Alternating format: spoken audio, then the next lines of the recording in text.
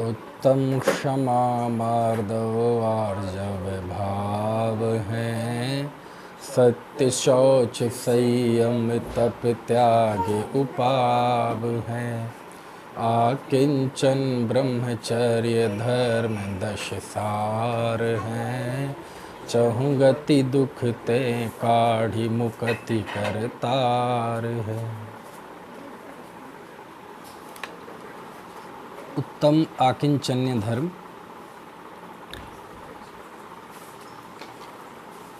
पूजा में जो स्थापना का छंद पढ़ते हैं उसमें क्या लिखा है? उत्तम क्षमा मार्दव आर्जव भाव हैं, सत्य शौच संयम तप त्याग उपाव हैं। आकिंचन ब्रह्मचर्य धर्म दश सार हैं। ये जो तीसरी पंक्ति है इसके दो अर्थ हैं कि आकिंचन ब्रह्मचर्य, पहली दो लाइन में 8 धर्मों के नाम आ गए, और आकिंचन्य ब्रह्मचर्य, इस तरह ये 10 धर्म हो गए। इस तरह ये 10 धर्म सार हैं, यानी ये 10 धर्म सारभूत हैं। आकिंचन ब्रह्मचर्य धर्म 10 सार हैं कि ये 10 धर्म सारभूत हैं। ठीक है, ये तो पहला अर्थ। दूसरा अर्थ ये भी हो सकता है कि ये आकिंचन ब्रह्मचर्य धर्म 10 सार हैं, यानी ये आकिंचन और ब्रह्मचर्य ये 2 धर्म इन 10 धर्मों में सारभूत हैं, है ना।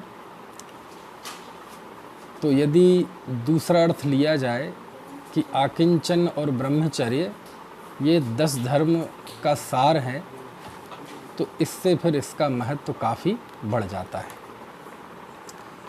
आकिंचन्य का अर्थ क्या होता है? देखिए, जैसे क्रोध से रहित परिणति का नाम क्षमा है, मान से रहित परिणति का नाम मार्दव है, माया कषाय से रहित परिणति का नाम आर्जव है, लोभ से के नाशरूप परिणति का नाम शौच है, ऐसे ही परिग्रह के अभाव रूप जो आनंद दशा है उसका नाम है उत्तम आकिंचन्य धर्म, है ना। अकिंचन्य का अर्थ होता है लोक में अकिंचन्य मतलब जिसके पास कुछ नहीं है ना। तो यहाँ भी आकिंचन्य धर्म हुए वो परिग्रह के त्याग रूप धर्म है ना, कि जब कोई जीव परिग्रह का त्याग करता है, क्या होता है ये परिग्रह? तो परिग्रह की शास्त्र में परिभाषा आती है मूर्छा परिग्रह। मूर्छा का नाम परिग्रह है। अब फिर प्रश्न, ये मूर्छा क्या होती है? तो मूर्छा तो हम यही समझते हैं किसी को चक्कर आ जाना, फिट आ जाना, मिर्गी आ जाना, मूर्छित हो जाते हैं ना। तो मूर्छा मतलब ममत्व परिणाम का नाम मूर्छा है। किसी भी पर वस्तु में ये मेरी है ऐसा जो ममता का भाव है, इस ममता के भाव को क्या कहते हैं? मूर्छा। और परिग्रह में क्या मूल है? मूर्छा, है ना, ममत्व परिणाम का नाम। क्योंकि वस्तुता तो कोई वस्तु हमारी है नहीं, स्वभावता तो एक वस्तु कभी दूसरी वस्तु की होती नहीं, है ना। लेकिन ये जो अभिलाषा है, ममता का भाव है, ममत्व परिणाम है, ये तो किसी के भी प्रति हो सकता है। इसलिए आचार्य कहते हैं ममता परिणाम के त्याग का नाम अकिंचन्य धर्म है, अपरिग्रह धर्म है। अपरिग्रह कहें चाहे अकिंचन्य कहें, दोनों का अर्थ एक ही है। लेकिन अपरिग्रह शब्द जो है ना, ये थोड़ा सा परिचित है ना, क्योंकि परिग्रह परिचित है। परिग्रह परिचित है ना, क्योंकि वो पाप है, और पाप में तो सब जीव रचे बसे हैं। तो परिग्रह कह के अपरिग्रह कहें तो वो आसानी से चीज़ समझ में आ जाती है। और अकिंचन्य, अकिंचन्य मतलब किंचित भी ना होना, किंचित भी ना होना, मतलब तन पे चिंदी मात्र भी ना होना। ठीक है, रुपए पैसे का तो दूर, एक परमाणु मात्र भी परिग्रह जिसके नहीं है ना। इसका नाम क्या है? अकिंचन। जिसके लिए ऐसा भी कहते हैं देह मात्र जिनके परिग्रह है, यानी कितना परिग्रह है? बस देह मात्र परिग्रह है। और बाकी जो मुनिराज के और जो दो चीज़ें होती हैं, पिच्छी का और कमंडलू, वो तो मजबूरी है, एक स्वच्छता के लिए और एक जीवों की रक्षा का उपकरण है ना। वो कोई परिग्रह नहीं कहलाते। परिग्रह मतलब वो भी है, लेकिन उससे कोई ममता का परिणाम नहीं है कि मान लीजिए वो कहीं पिच्छी खो जाए, कोई उठा के ले जाए तो कोई खेद खिन्न होने लगें, है ना, दुखी होने लगें, आर्त परिणाम होने लगें, ऐसा बिल्कुल भी नहीं है। तो अकिंचन, अकिंचन मतलब किंचित भी मेरा नहीं है, इसका नाम क्या है? अकिंचन। किंचित मात्र भी अन्नम परमाणु में तंपी, ड़बि अथ मज्ज किंचिवी अन्नम परमाणु में तंपी, कि अन्न परमाणु मात्र भी मेरा नहीं है। इस अनुभूति का नाम क्या है? अकिंचन्य। इस अनुभूति का नाम क्या है? अकिंचन्य। अब प्रश्न है कि जब इसका नाम अकिंचन्य धर्म है कि मेरा नहीं है, परमाणु मात्र भी मेरा नहीं है, तो ये अनुभूति आती कब है? ये अनुभूति तब आती है क्योंकि जब भी किसी चीज़ का त्याग होता है तो ज़रूर किसी ना किसी चीज़ का ग्रहण अवश्य होता है ना। जैसे आत्मा का स्वभाव ज्ञान है, ऐसे ही आत्मा का स्वभाव किसी ना किसी में अपनापन करना भी है, किसी ना किसी में लीन होना भी है ना। ये अनुभूति कि परमाणु मात्र भी मेरा नहीं है, ये तब तक नहीं आ सकती जब तक कि कोई बड़ी चीज़ हाथ में ना आ गई। और वह बड़ी चीज़ कौन सी है? वो कौन सी चीज़ है? अहमेको खलु शुद्धो। आचार्य ने ये पहली लाइन में रखा, क्या? अहमेको खलु शुद्धो, निश्चय से वास्तव में मैं एक हूँ, शुद्ध हूँ। प्राण दंसणमयी, मैं ज्ञान दर्शन मयी हूँ। सदा रूपी, सदैव अरूपी तत्व हूँ, है ना। जब ये चीज़ अनुभूति में आती है, ये है ना, क्योंकि धर्म अभावात्मक नहीं है, धर्म भावात्मक है। धर्म निषेधात्मक नहीं है, धर्म विधेयात्मक है। उस विधेयात्मक धर्म को संसारी प्राणियों को समझाने के लिए उसे निषेधात्मक तरीके से समझाना पड़ता है। आप बताओ, प्रत्येक जीव पुरुषार्थ काय के लिए करता है? अज्ञानी भी काय के लिए पुरुषार्थ करता है? सुख के लिए। अब वो सुख की व्याख्या क्या है कि दुख ना हो उसका नाम सुख है, आकुलता से रहे दशा उसका नाम सुख है। अब ये भाषा की मजबूरी है, क्योंकि सुख को कैसे बताए कोई शब्दों में? तो ये तो लौकिक बात हो गई। अलौकिक मार्ग में भी कोई भी जीव सुख चाहता है। अब सुख कैसे होता है? रत्नत्रय से सुख होता है। सम्यक दर्शन, ज्ञान, चारित्र, दुख से मुक्ति का मार्ग है। अब सुख है कैसा? तो देखो, छेड़ालाकार भी उसे ऐसे ही बताया उन्होंने। कैसा? आत्म को हित है सुख सो सुख, आकुलता बिन कहिए, है ना, कि आत्मा का हित सुख है और वह सुख आकुलता से बिना कहा है, रहित है। अब आकुलता से रहित निराकुल। अब देखो, सुख को बतलाने के लिए दुख को बीच में लाना पड़ा ना। क्यों है ऐसा? क्या करें, भाषा की मजबूरी है। यदि अनादिकाल से जीव उसने कभी अपने स्वरूप का सुख और आनंद लिया होता तो कहते कि आत्म सुख कैसा है? बोले आत्मिक सुख ही सुख है। लेकिन क्या करें, उसकी अनुभूति आज तक हुई नहीं, की नहीं। तो सुख को बताने के लिए भी किसका सहारा लेना पड़ता है? दुख का। क्षमा को बताने के लिए किसका सहारा लेना पड़ता है? क्रोध का। मार्दव को बताने के लिए किसका सहारा लेना पड़ता है? मान का। आर्जव को समझाने के लिए किसका सहारा लेना पड़ता है? मायाचारी का, है ना। ऐसे ही शौच को समझाने के लिए सहारा लेना पड़ता है लोभ का। ये क्यों होता है? क्योंकि भैया ये सारा उपदेश मुख्य रूप से अज्ञानी के लिए है। तो ज्ञानी के लिए नहीं है? नहीं, ज्ञानी के लिए भी है। अज्ञानी को ज्ञानी होने के लिए ज़रूरी है और ज्ञानी को ज्ञानी बने रहने के लिए ज़रूरी है ना। तो इसलिए कहते हैं कि परमाणु मात्र भी मेरा नहीं है, मैं अकिंचन हूँ, मतलब किंचित मात्र भी मेरा नहीं है। ये अनुभूति कब आती है? जब हमारी अनुभूति में ये आ जाए कि अहमेक को खलु शुद्धो दंसण राण मयो सदा रूबी, कि मैं एक शुद्ध ज्ञान दर्शनमयी अरूपी सत्ता हूँ, है ना। फिर णव्यथ मज्ज किंचिवी, अन्नम परमाणु में तमपि, ये अन्न परमाणु मात्र है, परमाणु मात्र भी किंचित भी मेरा नहीं है। णवि अथ मज्ज किंचिवी, अन्य परमाणु मात्र किंचित भी मेरा नहीं है। तो एक शब्द में कहा जाए तो अकिंचन्य का अर्थ क्या है, मतलब एक वाक्य में णव्यथ मज्ज किंचिवी, बस इसका नाम अकिंचन्य है। किसका नाम अकिंचन्य है, बोल के बताओ।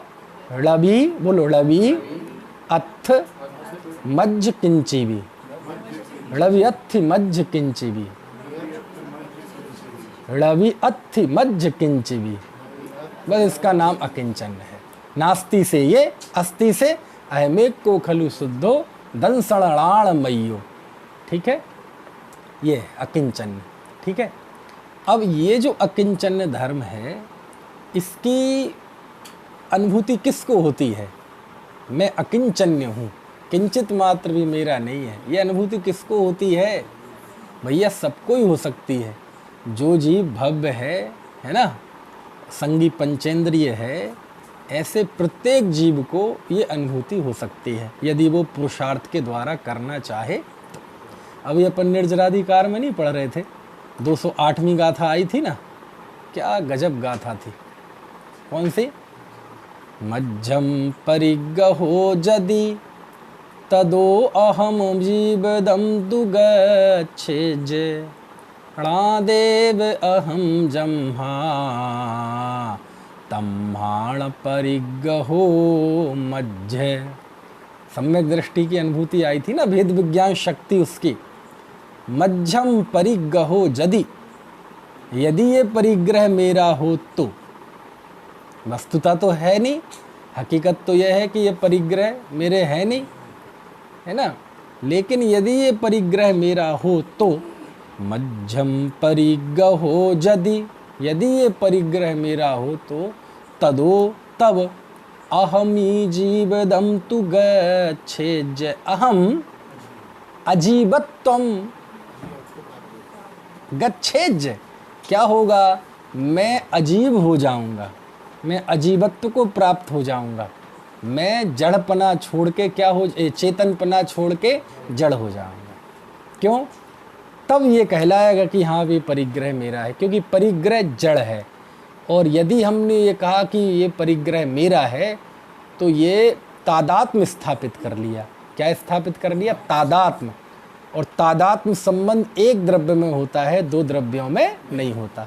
और हमने मान लिया कि ये परिग्रह मेरा है, इसका हमने मतलब तादात्म्य स्थापित कर लिया। और तादात्म्य जब स्थापित होगा तो एक का तो नाश होगा। अब पुद्गल को तो, परिग्रह को तो अटक है नहीं, उसकी तो कोई मतलब गरज है नहीं कि मैं नाश होऊं अपना। क्यों, क्योंकि वो अचेतन है, उसको कोई, लेकिन ये सारी उठापटक कौन करता है, जीव। तो कहते तुम्हें ही है ना गरज ज़्यादा, तो तुम्हारा ही नाश हो जाएगा। हमें क्या होना पड़ेगा, अजीवत्व को प्राप्त होना पड़ेगा। इससे बड़ी बात हो नहीं सकती जो कुंद कुंद आचार्य कह रहे हैं। मध्यम परिगहो जदि तहो अधम तदो अहम जीवदम तु गच्छेज। अहम और अजीवम, तो आ वो जुड़ा हुआ है ना, इसलिए आ दिखाई नहीं दे रहा उसमें कि मैं अजीवत्व को प्राप्त हो जाऊंगा। णादेव अहम जम्हा, अब चूंकि मैं तो ज्ञाता ही हूं,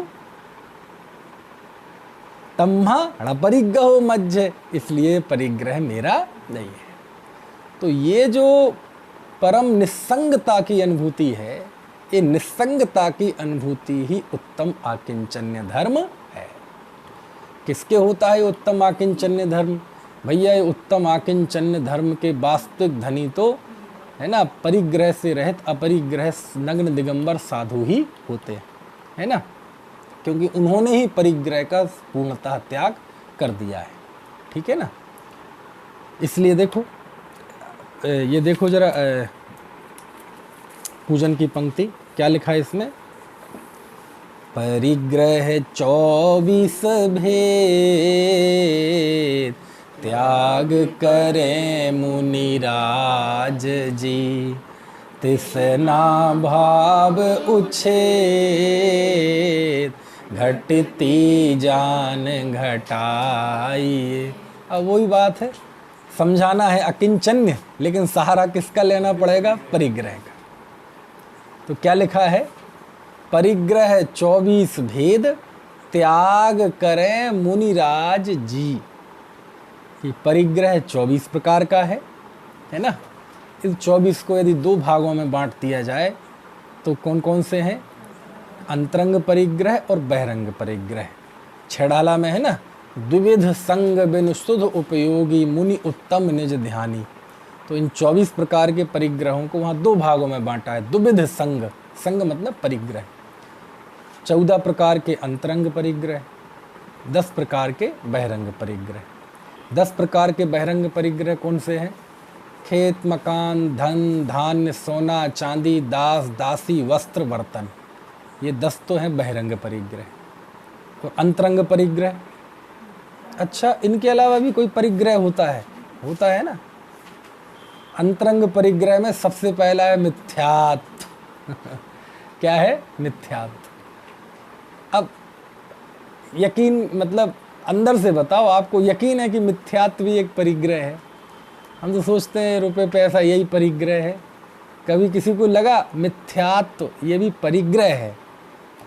और परिग्रह से ही ये बात सिद्ध हो गई कि ये चीज़ रखने लायक नहीं है, ये चीज़ संभाल करने लायक नहीं है।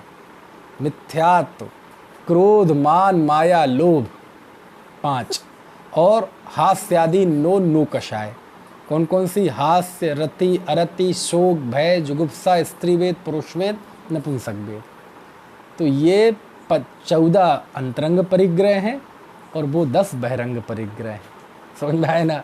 अब ये बड़ी आश्चर्य की बात है, 99% जैन को ये पता भी नहीं होगा कि मिथ्यात्व भी एक परिग्रह है। वो परिग्रह केवल किसे मानता है? है ना? मिथ्यात्व को परिग्रह कहते हैं आचार्य। क्यों कहते हैं परिग्रह? परिग्रह तो मतलब ये लगता है कोई बाह्य चीज हो, नहीं।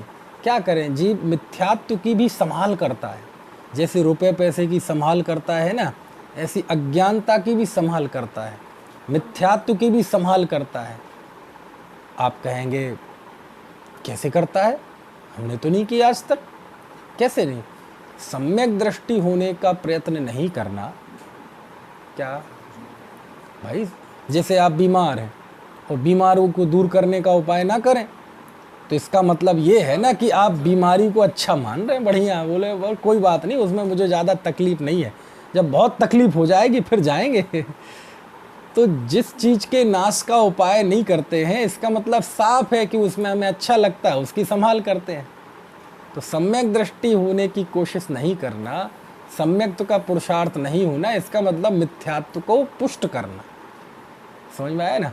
और सारी मिथ्यावर्धक क्रियाओं में जो चीज़ हमें बहिर्मुख बना दें, ऐसी क्रियाओं में, ऐसे कर्मों में आनंद आना, इसका मतलब हमें मिथ्यात्व दशा में अच्छा लग रहा है। ऐसी कषाय को, है ना, क्रोध आ गया जैसे, तो होना तो ये चाहिए कि क्रोध को जल्दी निपटाओ मामला, क्योंकि क्रोध आना ये कोई बहुत बड़ा पाप नहीं है। यद्यपि पाप है लेकिन बहुत बड़ा पाप नहीं है। लेकिन क्रोध को दूर करने की कोशिश नहीं करना, है ना, ये पाप नहीं है, ये महापाप है। क्रोध आना ये चारित्र मोह की कमजोरी है, लेकिन क्रोध को दूर करने की कोशिश नहीं करना ये दर्शन मोह की कमजोरी है, श्रद्धा की कमजोरी है। क्यों? क्योंकि यदि क्रोध को दूर करने की कोशिश नहीं करता है व्यक्ति, इसका मतलब है उसको पालना चाहता है, उसमें सुख अनुभव करना चाहता है। और जिस चीज़ को पालना चाहता है, इससे ये बात सिद्ध है कि वह उसे उपादेय मानता है, सुख मानता है उसमें। समझ में आया? अन्यथा कैसे कोई है करे? भयंकर गर्मी लग रही हो, पसीने पसीने हो रहे हो, तो क्या करेंगे आप? बढ़िया रजाई ओढ़ लेंगे, लिहाफ ओढ़ लेंगे? नहीं ओढ़ते। क्यों नहीं? तो उससे दूर भागने का उपाय करते हैं। क्रोध आया और उससे दूर भागने का उपाय नहीं किया, इसका मतलब हम उसमें सुख मानते हैं, इसलिए उसे परिग्रह में लिखा। समझ में है ना? तो ये चारों कषाय परिग्रह हैं। क्रोध भी परिग्रह है, अहंकार मान भी परिग्रह है। क्यों? मान आदमी रखना नहीं चाहता। बोले साहब मान ना हो, लेकिन कम से कम स्वाभिमान तो होना ही चाहिए जी। आत्मसम्मान, सेल्फ रिस्पेक्ट तो देखो उसे भी रखने की कोशिश करता है कि नहीं? मायाचारी को रखने की कोशिश करता है। साहब देखो आजकल सीधे बनने से काम नहीं चलता, क्योंकि जब जंगल काटे जाते हैं तो सबसे पहले कौन कटता है? जो सीधे सीधे पेड़ हैं वो कट जाते हैं और टेढ़े बच जाते हैं। इसलिए आजकल सीधे होना कोई अच्छी बात नहीं है। समय के साथ चलो जी, समझ में आया ना? तो देखो उसको भी वो अच्छा मान के रखना चाहता है। ऐसी लोभ, अजीब इच्छाएं ना हो, महत्वाकांक्षा ना हो, तो ये तो ज़िंदगी का अंत हो गया समझ लो। डिजायर नहीं होगा तो जीवन खत्म है फिर तो वो डिजायर, इच्छाओं को, महत्वाकांक्षाओं को बना के रखना चाहता है। ये बहुत सारे दुनिया में धंधे इसी पे चल रहे हैं। काय पे? महत्वाकांक्षाएं। आप देखो जितने भी ये इस तरह के धंधे हैं ना, जैसे वो होते ना, अपने अपने सदस्य बनाते हैं, व्यापार बढ़ाते हैं, एमबीए नहीं सॉरी एमबे, इस तरह के धंधे ये काय पे चलते हैं? डिजायर, इच्छाएं, माने हंसते खेलते आदमी की ज़िंदगी में आग लगा दो। बढ़िया उसका जीवन चल रहा है संतोषमय, लेकिन उसका दिमाग ऐसा ख़राब कर दो कि अभी तक अच्छा लग रहा था और वो एमबे वालों की मीटिंग करके लौट के आएगा और एक घर काटने दौड़ने लगेगा। छोटा है घर, कुछ नहीं है घर में। समझ में आया ना? तो ये सब परिग्रह है। बाह्य वस्तुएं तो परिग्रह हैं ही, लेकिन ये क्रोध, मान, माया, लोभ, मिथ्यात्व जीवन का पोषण कर रहा है, तो ये परिग्रह हो गई कि नहीं? पोषण किस चीज़, रखना किस चीज़ को चाहेगा? जिसमें सुख बुद्धि मानता है ना? ऐसे ही हास्य, रति, हंसना, रति किसी से प्रीति होना, अरति घृणा होना, शोक होना। समझ में आया? शोक हो जाए, दुख हो जाए कोई शोक, उससे निकलने की कोशिश नहीं करता, इसका मतलब उसमें सुख मानते हैं। समझ में आया?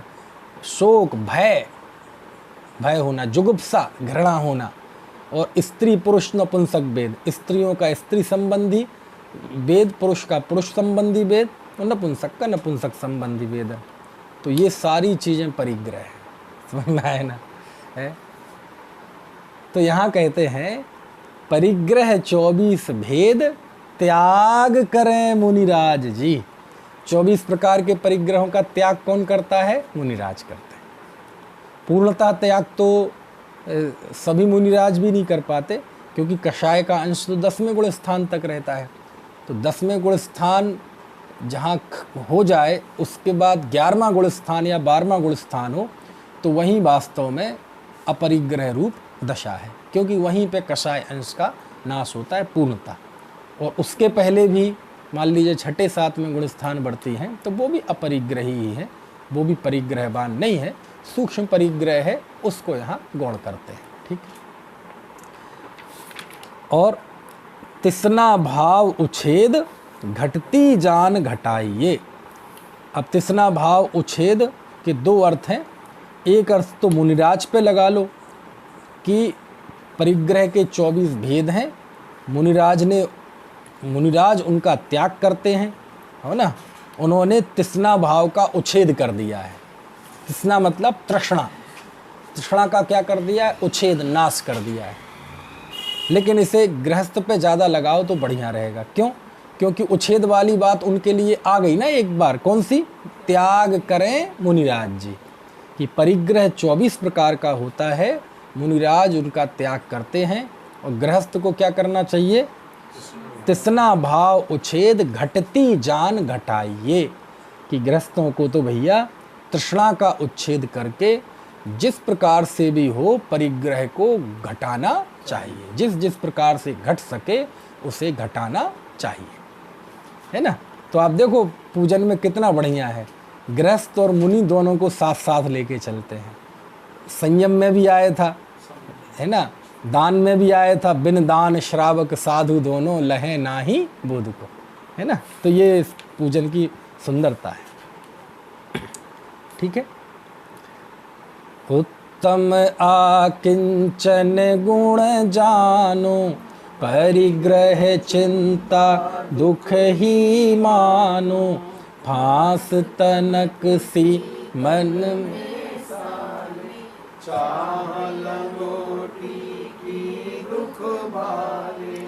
भाले न समता सुख कभी नर, बिना मुनि मुद्राधर, धनी नगन पर तन नगन ठाड़े, सुर असुर पायनी परे।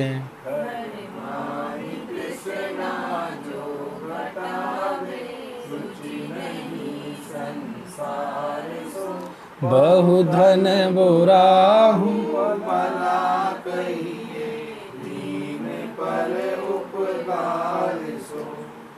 उत्तम आकिंचन गुण जानो। उत्तम आकिंचन को एक अच्छा गुण जानो, मतलब इसको श्रेष्ठ जानो। परिग्रह चिंता दुख ही मानो। परिग्रह की चिंता, इसे दुख ही जानना चाहिए, मानो। कैसे? फांस तनिक सी तन में साले। फांस जानते हैं कि नहीं? कभी आपको लगी फांस?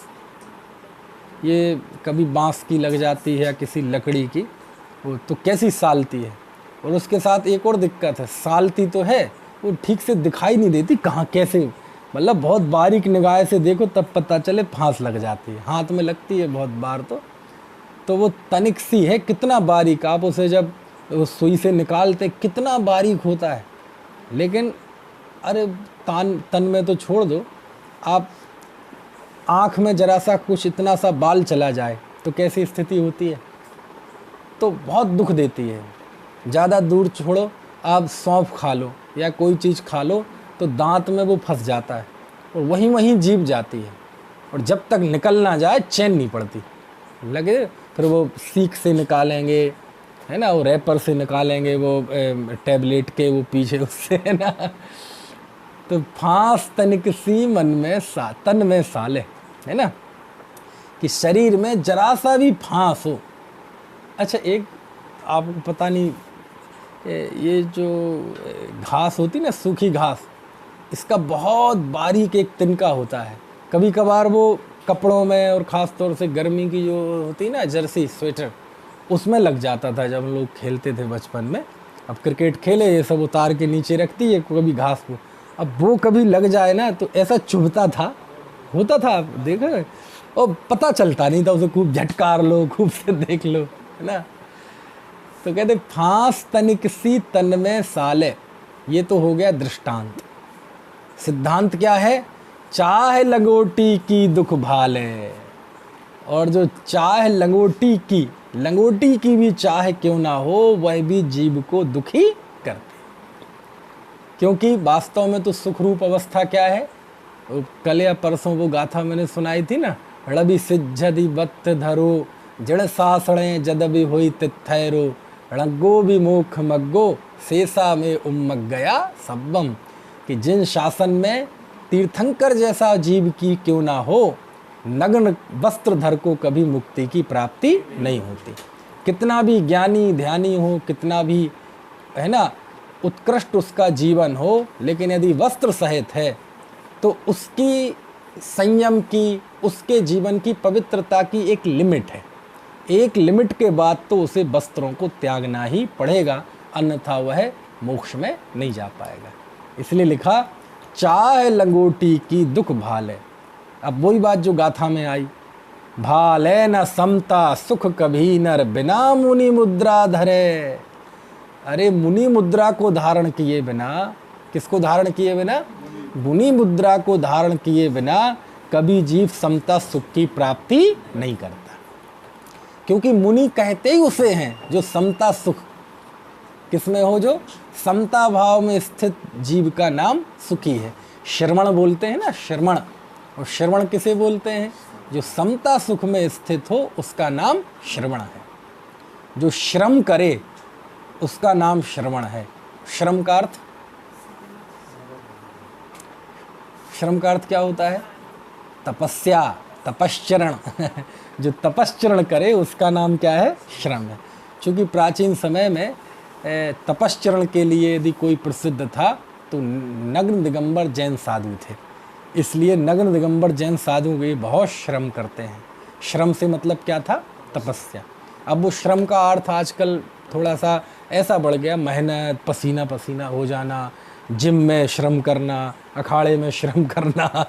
तो वो श्रम, मजदूरी भी उसको, उनको भी श्रमिक बोलते हैं, है ना। तो असली श्रमिक कौन है? मुनिराज हैं। क्यों? क्योंकि वो श्रम करते हैं। श्रम मतलब तपश्चरण करते हैं, इसलिए जैन साधुओं को बोलते थे श्रमण। ठीक है। और एक और सा अर्थ निकाल लो, श्रम ण, जो श्रम नहीं करते। श्रम नहीं करते मतलब जो कर्म नहीं बांधते, जो सांसारिक इच्छाओं को नहीं करते, जो सांसारिक कार्यों को नहीं करते, जो अपने आत्म स्वभाव में स्थित रहते हैं, उन्हें क्या कहते हैं? श्रवण। समझ में आया ना। और परिभाषा क्या है श्रवण की? वही जो बताई थी, सम सत्तु बद्धु बग्गो, सम सुह दुख पसंसड़िंद समो, सम लोठु कंचन पुण जीवित मरणो समो समड़ो। आहा, क्या बात है, क्या गाथाएं हैं सच में। समझ में तो नहीं आई निखिल? सम समान है। कौन? सम सत्तु बंधु बग्गो, जो शत्रु और बंधु वर्ग, शत्रु हो और मित्र हो। सम सत्तु बंधु बग्गो, समान, शत्रु और मित्र में समान। सम सुह दुखो पसंसड़िंद समो, जो सुख में और दुख में समान, और पसंसड़िंद, प्रशंसा में और निंदा में समान। सम लोठु, लोठु मतलब पत्थर। बुंदेली में आज भी पत्थर को लुड्ढा बोलते हैं। सुना क्या? आप क्या पता होगा, बुंदेली में लुड्ढा। आज से 2000 साल पहले उस पत्थर को लुड्ढा, लोठू, क्या कहा आचार्य कुंद कुंद ने उन्हें? लोठू, लुड्ढा। पत्थर शब्द का भी प्रयोग है। आचार्य कुंद कुंद ने ही अष्टपाहुड़ में पत्थर शब्द का भी प्रयोग किया है। तो कहा लोठू पत्थर, और कंचन, कंचन मतलब सोना, सोने में और पत्थर में समान। सम लोठू कंचन पुण, और सुनो, जीवित मरणे, जो जीवन में और मरण में समान हो, सो वह समणो, वह श्रवण है। समझ में आया ना। छेड़ालाकार ने क्या बढ़िया लिखा इसके लिए, कितनी मिठास है।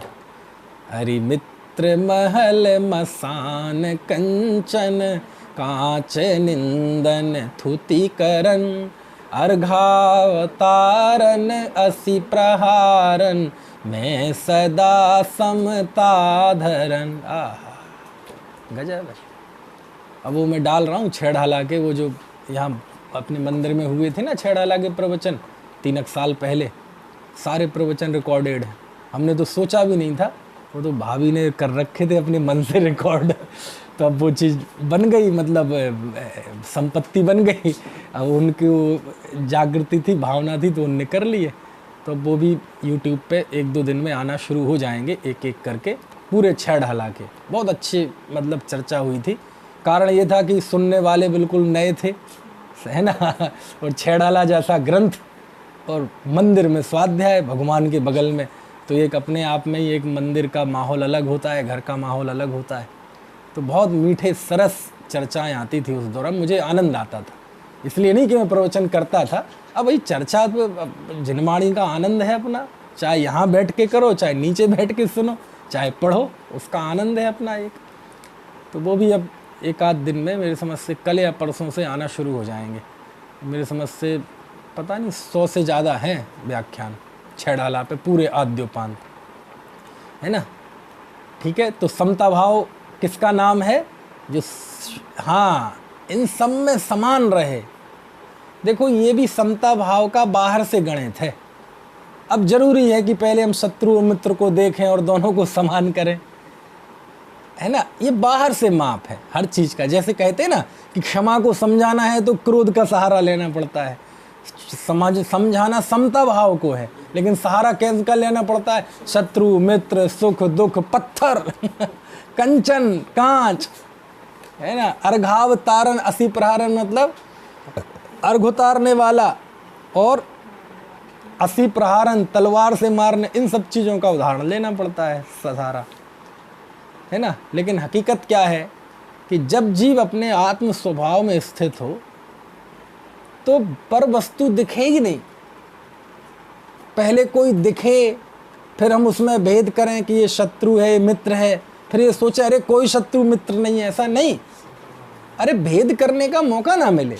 उन्होंने कर लिया है भेद कि एक मैं ज्ञान दर्शनमयी सत्ता हूँ, इसके अलावा सब मुझसे भिन्न है।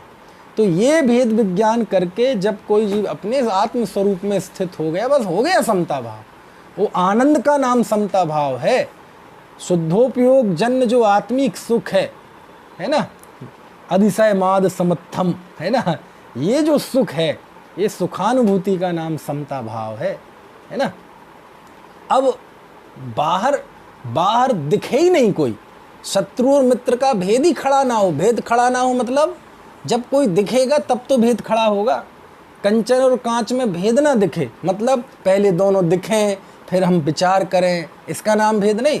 अपने स्वरूप को देखें तो कंचन और कांच ये दिखे ही नहीं, कोई मनुष्य शत्रु मित्र दिखे ही नहीं।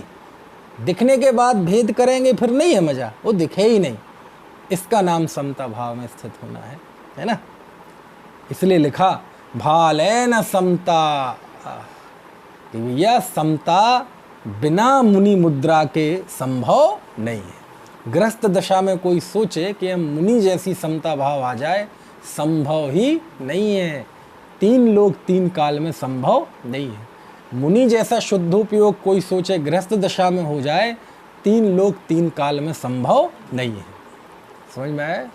इसी बात को तो वहाँ लिखा है ज्ञानार्णव ग्रंथ में, है ना, कि कुछ भी हो जाए लोक में, आकाश में फूल प्रकट हो जाए, गधे के सींग निकल आए, मतलब कितने असंभव काम हो जाएं, लेकिन कभी परिग्रह गृहस्थ को शुद्धोपयोग नहीं हो सकता। मतलब क्या हुआ कि जैसा शुद्धोपयोग मुनिराज के होता है, कैसा, जैसी प्रचुर साधना, जैसा प्रचुर समता भाव उनके होता है, वैसे कभी वस्त्र धर के नहीं हो सकता।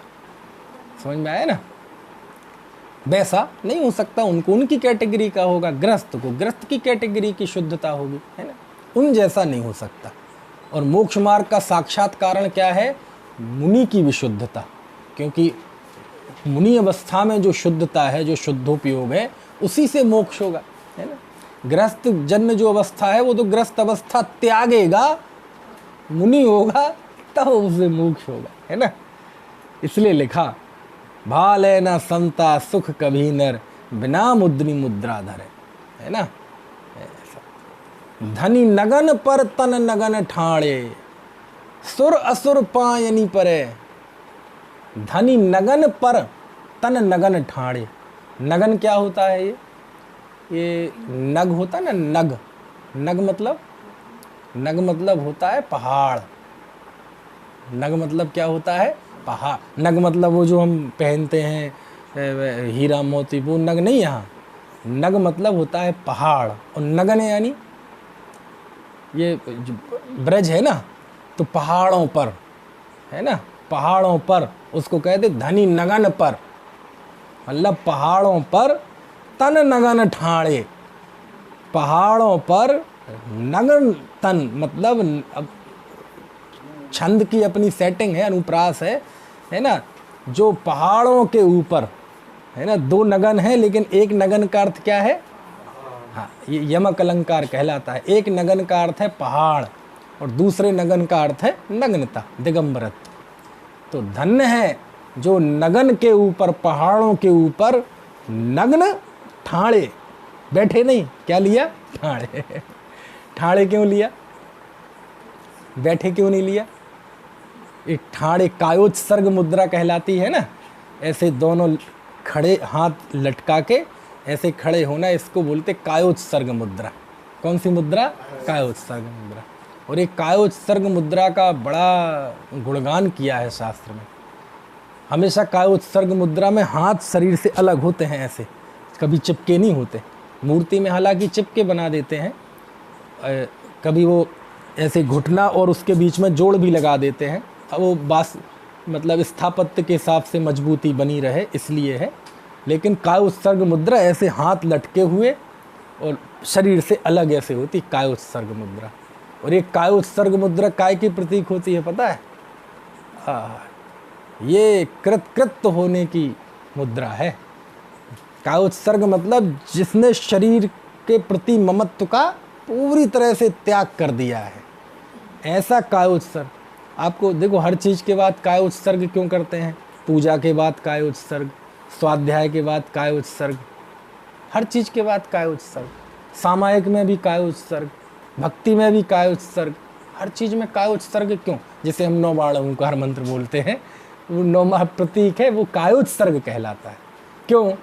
क्योंकि चाहे पूजा हो, चाहे भक्ति हो, चाहे स्वाध्याय हो, चाहे सामायिक हो, उसका अंतिम फल क्या है? अंतिम फल क्या है? काया से निर्ममत्व होना, मतलब काया से ममत्व छोड़कर अपने स्वरूप में स्थापित होना। इसलिए हर धार्मिक कार्य की जो समाप्ति होती है वो काय से होती है? काय उत्सर्ग से होती है। तो इसलिए लिखा ठाणे। ठाणे क्यों लिखा? कायोत्सर्ग मुद्रा। और एक कायोत्सर्ग मुद्रा में समस्त प्रकार के ममत्व का त्याग कर दिया ना, क्योंकि अपरिग्रह धर्म की बात है, अकिंचन्य धर्म की बात है। तो कहते हैं धन्य है जो पहाड़ों पर नग्न खड़े हैं ऐसे मुनिराज। और जब वो खड़े हैं तो क्या होता है? सुर असुर पायनी पर हैं। ऐसे पहाड़ों पर कायोत्सर्ग मुद्रा में खड़े हुए वीतराग नग्न दिगंबर साधुओं के चरणों को कौन नमस्कार करता है? पायनी पर हैं। पायनी, अब नमस्कार करने में थोड़ी सी और पायनी पर हैं और फर्क आ जाता।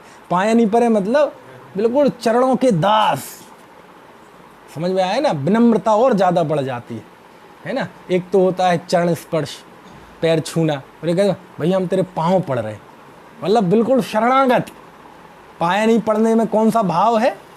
ब्रज है ना, तो बोली का अपनी मिठा, मतलब बिल्कुल शरणागत, जैसे सामने आके बिल्कुल पैर पकड़ लिए, लेट गए, साहब कुछ नहीं है। इसको क्या कहा? पायनी पर है। आहा, कि सुर असुर, सुर मतलब देव, असुर मतलब राक्षस। राक्षस पैर पड़ते हैं। अरे वैमानिकों को बोलते हैं सुर, और बाकी 3 निकाय के जो होते हैं ना, भवनत्रिक, भवनवासी, व्यंतर, जोशी, इन्हें बोलते हैं असुर। हालांकि भवनवासियों में भी एक असुर होते हैं वो अलग है, लेकिन यहाँ असुर से मतलब सुर मतलब वैमानिक देव, और असुर मतलब बाकी 3 भवनवासी, व्यंतर और ज्योतिष। वहाँ भी ये अर्थ है। कहाँ? प्रवचन सार का मंगलाचरण है ना, ए सुसुरा सुर मणु सिंध बंद घोद खाई कम मलम, है ना? चलो ठीक है। तो इस तरह एक अर्थ, एक दूसरा अर्थ भी हो सकता है इसका। किसका? धनी नगन पर तन नगन ठाणे। 2 तरह की नगनता, एक शरीर की नग्नता, क्योंकि तन लिया ना, तन नगन, तो पहले नगन का अर्थ क्या हो गया? भावों की नग्नता। फिर से 2 नगन आ गए। एक नगन में क्या लिया? धनी नगन पर तन नगन ठाणे। तो एक नगन के साथ जुड़ा है तन, तो दूसरे नगन के साथ जोड़ लो मन। माने धन्य है वो मुनि जो तन से भी नग्न है और भाव से भी नग्न है, मतलब बाहर में द्रव्यलिंग है और भीतर से भावलिंग है। ऐसे मुनिराज के चरणों में सुर असुर मतलब चतुर्निकाय के देव उनके पैरों में नाक रगड़ते हैं, शरणागत होते हैं उनके, है ना? ठीक है, ये तो हो गई मुनिराज की बात। अब गृहस्थ क्या करे साहब? अब मान लीजिए ऐसे मुनिराज की तो भक्ति कर सकता है, फिलहाल वो भक्ति कर सकता है, भैया वृत्ति कर सकता है, और क्या करे? तो कहते ठीक है, समझ लिया? समझ लिया? बोले हाँ समझ लिया। तो अब क्या करें? घर में जाके सो जाएं? बोले नहीं, सुनो, घर माँ ही तिसना जो बढ़ावे घटावे है ना? अब गृहस्थ का धर्म क्या है? घर माही, अब घर माही कहते ही बात हो गई, ये गृहस्थ की आ गई, है ना, कि जो घर में रहते हुए तृष्णा को घटाता है, ठीक है, कौन? गृहस्थ, है ना। रुचि नहीं संसार सो, और संसार से रुचि नहीं है। रुचि नहीं है मतलब फिर रहता क्यों है? रुचि नहीं है मतलब, अरे संसार में सुख नहीं मानता, संसार को बढ़ाने का प्रयत्न नहीं करता, है ना। तो रुचि नहीं संसार सो, बहु धन बुरा, यद्यपि ये धन बहुत बुरा है। धन मतलब परिग्रह, धन से मतलब केवल रुपए पैसा नहीं, धन से मतलब सभी प्रकार का धन। बहु धन बुरा, ये धन परिग्रह बहुत बुरा है, हूं भला कहिए, फिर भी इसे भला कहते हैं। कब?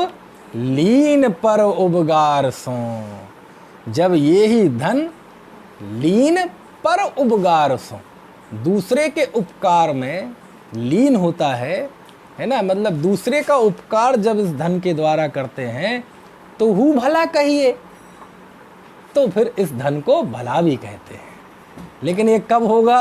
ऊपर की घन माही तृष्णा जो घटावे, जो घर में रहते हुए परिग्रह की तृष्णा घटाता है और संसार के प्रति रुचि नहीं रखता है, ऐसे उस जीव के भले ही वह धन बहुत बुरा कहलाता हो, लेकिन पर के उपकार में रत ऐसे धन को भी भला कहते हैं। अब पर के उपकार में रत मतलब, पर का उपकार मतलब क्या?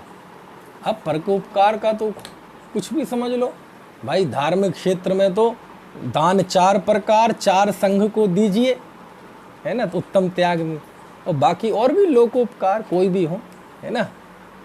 तो क्या कहते हैं कि भैया मुनिराज के तो 24 प्रकार के परिग्रह का त्याग है, और गृहस्थ के यदि परिग्रह है तो वो क्या करे? सबसे पहले तृष्णा भाव को छोड़े और संसार को बढ़ाने के कार्य ना करे। अब इसमें सब चीज़ें हैं, संतोष धारण करे, तृष्णा न रखे, है ना, इसी के धन से उसका त्याग मतलब दान रूपी बैया वृत्ति व्रत भी पलेगा। क्यों? मुनि के परिग्रह हो तो मुनि भ्रष्ट हो जाए, और गृहस्थ के परिग्रह ना हो तो गृहस्थ भ्रष्ट हो जाए। नहीं समझे आप? क्या मतलब? गृहस्थ के व्रत क्या है? बैया वृत्ति व्रत है। अब उसके परिग्रह नहीं होगा तो मुनि को आहार दान नहीं दे सकता, शास्त्र दान नहीं दे सकता, तो उसका गृहस्थ व्रत नहीं पलेगा। पलेगा कि नहीं? उसके पास रुपए पैसे नहीं होंगे तो देव पूजा नहीं कर सकता, है ना, गुरु उपासना नहीं कर सकता, आहार नहीं दे सकता, स्वाध्याय नहीं कर सकता बेचारा, है ना, क्या करेगा? दान नहीं दे सकता, कैसे दान करेगा? तो गृहस्थ के परिग्रह होता है, लेकिन उसको जरूरी क्यों कहा? क्योंकि उसके बिना उसके गृहस्थों के व्रत नहीं पलते, और मुनि के परिग्रह होगा तो उनका मुनि व्रत नहीं पलेगा। इसलिए मुनि का परिग्रह त्यागी होना जरूरी है, और गृहस्थ के जरूरी तो नहीं कहते, परिग्रह होना जरूरी है, लेकिन गृहस्थ के जीवन में परिग्रह दिखाई देता है। उसे उपादेय तो नहीं कह सकते, है ना, क्योंकि गृहस्थ धर्म का पूरा धर्म है व्यवहार धर्म। परमार्थ धर्म के लिए तो किसी चीज़ की ज़रूरत नहीं है, व्यवहार धर्म के लिए उसे ज़रूरत पड़ती है, लेकिन वह कितना रखता है? और उतना रखता है जितना उसके जीवन यापन के लिए ज़रूरी है ना। मुनि के होता है अपरिग्रह महाव्रत, और गृहस्थ के होता है परिग्रह परमाणु व्रत। कौन सा व्रत होता है ना? अणु व्रत होता है। उनके परिग्रह का पूर्णता त्याग होता है, और गृहस्थ के एक देश त्याग होता है। और एक देश त्याग में भी भोगोपभोग परिमाण व्रत एक और होता है, शिक्षा व्रत, कि जितनी हमने परिग्रह की सीमा बांधी उसमें से और अपने भोगोपभोग की सामग्रियां सीमित कर लें। तो गृहस्थ को भी अपरिग्रह, है ना, अणु व्रत होता है, वह भी अपनी इच्छा के अनुसार, अपनी शक्ति और सामर्थ्य के अनुसार परिग्रह की सीमा करता है। तो कैसे बांधनी चाहिए जी परिग्रह की सीमा? जैसे आपके घर में कितनी जोड़ी कपड़े हैं? निखिल, कितने जोड़े हैं? मोटा मोटा बता दो, हम पूछ नहीं रहे, वैसे किसी को नहीं बताएंगे। मान लीजिए 20 जोड़ी हैं, कितने हैं? मान लीजिए आपके पास 20 सूट हैं, 20 साड़ियाँ हैं, 25 हैं, 30 हैं, 40 हैं, सीमा बांध लो 100 की। कितने की? तो आप हंसेंगे, 100 की कोई सीमा बांधता है क्या? हो सकता है कोई ज़िंदगी में 100 सूट एक साथ ना रख पाए घर में, वैसे तो बहुत हो जाएंगे एक एक करके, लेकिन वो तो इनकमिंग आउटगोइंग चलती रहती है ना। लेकिन फिर भी व्यक्ति 100 की सीमा नहीं बांधना चाहता। क्यों नहीं बांधना चाहता? कभी मौका आ गया तो। इसका मतलब क्या है?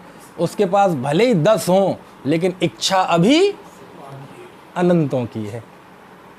समझ में आया ना?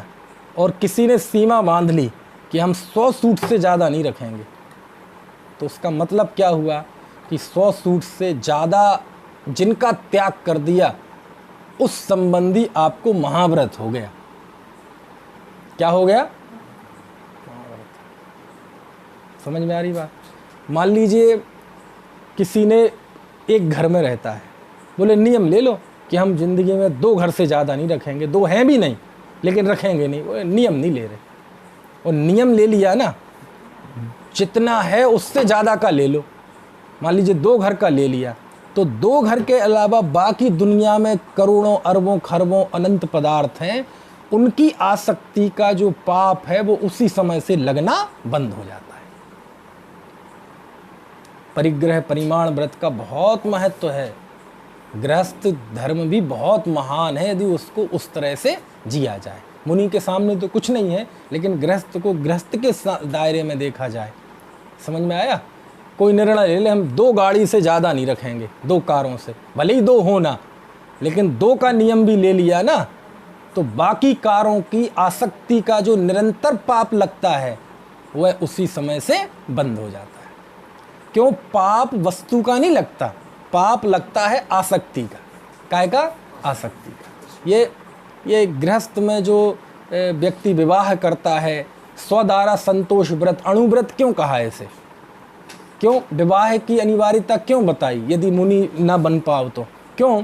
क्योंकि विवाह नहीं होगा तो तुम्हारी आसक्ति सारी दुनिया की स्त्रियों के प्रति, और अब विवाह हो गया तो एक में केंद्रित हो गई, तो बाकी स्त्री संबंधी क्या हो गया? महाव्रत हो गया। ये महाव्रत की भाषा में यहाँ इस्तेमाल कर रहा हूँ।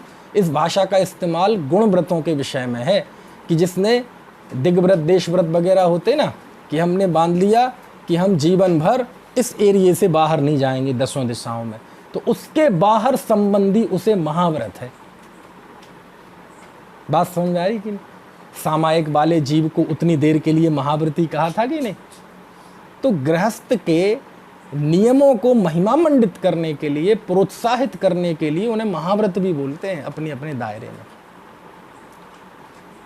समझ में आया ना? तो ले लो कोई नियम, बांध लो सीमा। समझ में आया? क्या सीमा बांध लो? ये हरी वगैरह की सीमा क्यों बांधते हैं? एक बार किसी ने कहा जी हमारी 8 हरी का नियम है, 8 से ज़्यादा नहीं लेंगे। मैंने कहा तुम खाते हो 8? खाते भी नहीं हो गए 8? तो मुझे बाद में समझ में आया, अरे क्यों?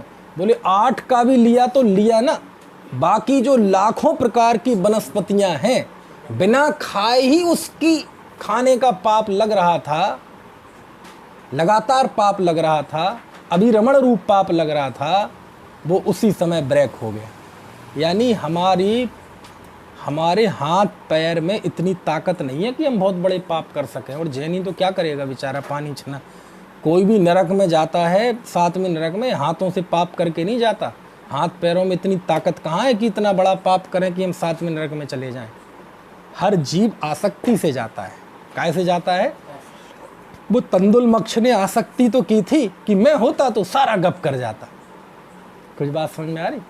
इसलिए गृहस्थ भी अपनी चीज़ों को सीमित करता है। समझ में आया? मैंने बताया था ना दौलत राम जी का, कि जितने समय उनकी जितनी बिक्री चाहिए दुकान की, वो बिक्री जिस समय हो जाए उसी समय शटर डाउन कर दिया। ऐसा है भैया, आत्मार्थी जीव की प्रवृत्ति ही अलग होती है। पंडित सदासुख दास जी थे, तो पंडित सदासुख दास जी सरकारी सेवा में थे, शासकीय सेवा में। तो वो राजा आया वो 25 साल तक एक ही तनख्वाह पे नौकरी करते रहे। कितने साल तक? 25 साल तक। तो राजा आया उनके विभाग में, तो गुणों की प्रशंसा सब जगह होती है, तो बताया कि ये हमारे जैन साहब हैं, बोले 25 साल से एक ही वेतन पे नौकरी कर रहे हैं, बहुत अच्छा इनका काम है, किसी से दुर्भावना नहीं, बिल्कुल टाइम टू टाइम आना जाना, कभी कोई इनकी शिकायत नहीं, बहुत अच्छा काम। और आज तक इन्होंने पैसे बढ़ाने की अर्जी, पहले अर्जी देना पड़ता था, आज की तरह पे कमीशन नहीं होते थे, है ना, 6 पे कमीशन, 7 पे कमीशन, पहले अर्जी देनी पड़ती थी। तो राजा को यकीन नहीं हुआ, ऐसा कौन सा प्राणी है भैया, हम तो दर्शन करना चाहते, देखे तो भाई कौन से रंग का आदमी है ये, कहाँ तो दुनिया मरी जा रही इंक्रीमेंट के लिए, वेतनमान के लिए, और इन्हें तो बुलाया पंडित जी को, बोले बात हुई, तो बड़ा अच्छा लगा राजा को कि ऐसे आदमी भी हमारे उसमें है, मतलब उसे गिलानी, आत्मगिलानी सी हुई कि ऐसे लोग हमारे हैं और 25 साल एक ही वेतनमान में नौकरी कर रहा है और हमें पता नहीं। तो उन्होंने कहा कि देखो ये है कागज़, ऐसा आप इस पे जितनी तनख्वाहें लिख देंगे उतनी आज से आपकी क्यों राजा होते हैं, राजा मतलब पागल, कौन किसने कहा मालूम, राजा मतलब पागल।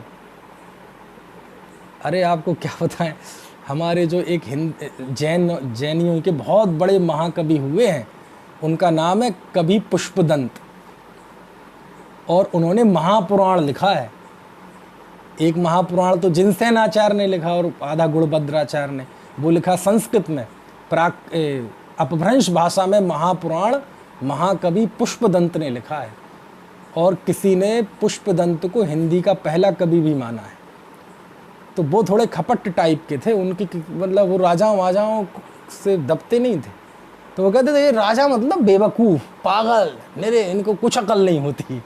तो ऐसे होते, खुश हो जाए तो कुछ भी दे दें, और जरा से नाराज हो जाए तो खड़े खड़े गला कटवा दें। तो कहा ये कागज़ ले लो पंडित जी, आप जितने पैसे भर दो इसमें उतने आपकी तनख्वाह हो जाएगी आज से। तो सदाशिवदास जी ने बड़ी विनम्रता से कहा, देखिए राजा साहब, आप हमारे पैसे मत बढ़ाइए, अब चूँकि हमारी उम्र बहुत हो गई है ना, और अब इंद्रियां भी शिथिल होने लगी हैं, पता नहीं ज़िंदगी की शाम कब ढल जाए, कब श्वास छूट जाए। अब मैं चाहता हूँ कि ज़िंदगी के कुछ बचे हुए पल मैं धर्माराधना में बिताऊँ। अब मुझ पे 8-8, 10-10 घंटे काम, कंधे झुक जाते हैं, आज की भाषा में कहें तो कमर टूट जाती है, सर्वाइकल में दर्द होने लगता है। अब इंद्रियां शिथिल हो पड़ी हैं, आँखों से भी दिखना कम हो गया है। इसलिए यदि आप वास्तव में हम पे खुश हैं और हमारी इतनी सेवा का आप कोई प्रतिफल मुझे देना चाहते हैं, तो आप तनख्वाह तो हमारी भली आधी कर दीजिए, लेकिन मेरे काम के घंटे कम कर दीजिए, हमारा समय आधा कर दीजिए। समझ आया? अब आधे इसलिए करना पड़ेंगे, आधे इसलिए भी कह रहे हैं क्योंकि परिवार चलाना है। समझ में आए ना? बस इतना कीजिए, आप तनख्वाह भली आधी कर दीजिए। राजा ने तनख्वाह भी कई गुनी कर दी और उनके घंटे भी आधे कर दिए। ये और बात है कि फिर उन्होंने बढ़ी हुई तनख्वाह ली नहीं, क्योंकि ज़रूरत ही नहीं, परिग्रह का पाप क्यों रखें फालतू में। तो ऐसी प्रवृत्ति, ऐसी निष्परी प्रवृत्ति होती है, ऐसे तृष्णा को छोड़ते हैं, बोले हमें जितनी ज़रूरत है इतना हमारा हो जाता है। जब ऐसे लोग होते हैं तब रत्नकंड श्रावकाचार्य की भाषा बचनी का ऐसे व्यक्तियों के हृदय से निकलती है। ऐसे दौलत राम जी का उदाहरण दिया था ना, ऐसे निर्वांछक व्यक्तियों के हृदय से छेड़ाला निकलती है। तब उन्होंने फिर अर्थ प्रकाशिका लिखी, सदाशिवदास जी ने ये भाषा बचनिका लिखी, और भी हैं। तो कहने का मतलब ये है कि लिखा ना, घर माँ ही तिसना जो घटावे, घर में रह के भी तो बाउंडेशन बना सकते हैं। मोटा मोटा परिग्रह हम साहब 5 मकान से ज़्यादा नहीं रखेंगे, तो आप हंसेंगे 5, ऐसा नहीं है, इतना भी कोई लेता नहीं है। क्यों? इसका मतलब भले ही है थोड़ा, लेकिन चाह अभी अनंत। एक फिल्म में कोई डायलॉग था, मुझे पता नहीं फिल्म में था नाटक में था, लेकिन बड़ा अच्छा था। बोले गरीब आदमी अमीर आदमी से नफरत करता है, लेकिन कहते वो अमीर बनना भी तो चाहता है। नफरत तो करता है लेकिन बनना भी तो चाहता है, भले उसके पास कुछ नहीं है। तो एक गरीब के पास कुछ भी नहीं है लेकिन वो दुखी है, क्यों? मेरे पास कुछ नहीं है। और ज्ञानी सुखी है, क्यों? मेरा कुछ नहीं है। मेरा कुछ नहीं है मतलब रणभ्यथ मज्ज किंच भी अंडम परमाणु में तम भी। इसलिए कुछ ना कुछ तृष्णा को घटाते रहना चाहिए। उससे क्या होगा? आज थोड़ी घटाई, कल थोड़ी घटाई, एक समय ऐसा आएगा कि वो मूल से ही खत्म हो जाएगी, है ना। एक दृष्टांत देता हूँ। एक बार क्या हुआ, ये मांगने वाले आते ना भिखारी, तो एक सेठ जी से कहा, सेठ जी 10 रुपये दे दो, कुछ खा लूँ। ले उन्होंने 10 रुपये मांग रहा, महंगाई का ज़माना, मंदी का ज़माना। बोले 5 रुपये दे दो। बोले नहीं नहीं नहीं है नहीं अभी, बाजाओ 2 रुपये दे दो। मना किया ना, पीछे ही पड़ गया, 1 रुपया दे दो। बोले नहीं नहीं नहीं नहीं, नहीं। कुछ भी देने के लिए तैयार नहीं। तो उसने कहा सेठ जी आपके पैरों में थोड़ी सी धूल लग रही है, वो ले लूँ क्या? तो सेठ जी ने आओ ले ले भाई, इसमें मेरा क्या जा रहा। तो उसने धूल ले ली, सेठ जी चले गए। अब एक दूसरा भिखारी पूछता है, एक बात बता, धूल का क्या करेगा तू? बोले कुछ नहीं करूँगा। तो धूल तूने ल्यों की? अरे बोले देने की आदत तो बने। नहीं आई बात समझ में? अरे उसने ना तो नहीं कहा ना, हाँ ले लो, देने की आदत तो बनी ना। अब कल मुझसे यदि तुम देख लेना, तुम्हारे सामने मैं डेमो दूंगा, कल यदि तुम्हें मिल जाए और तुम सामने होगे तो मैं इससे 10 का नोट निकालूंगा, कहूँगा 10 रुपये दे दो तो 20 निकाल के देगा। शर्म आ जाएगी ना। तो उसने देखा ना, आदत तो बने ना देने की, धूल सही, आज धूल देगा, आज धूल दी है, कल पैसे भी देगा। तो मतलब क्या है कि साहब 5 घर रखेंगे, 100 जोड़ी कपड़े रखेंगे। ये कोई त्याग है? ये कोई सीमा है? अरे इतनी भी बांधो, तो इतनी भी बांध लोगे ना तो भी कहते हैं कल और इससे आगे बढ़ेंगे, है ना। ऐसा समय हो। सहजानंदी शोध स्वरूपी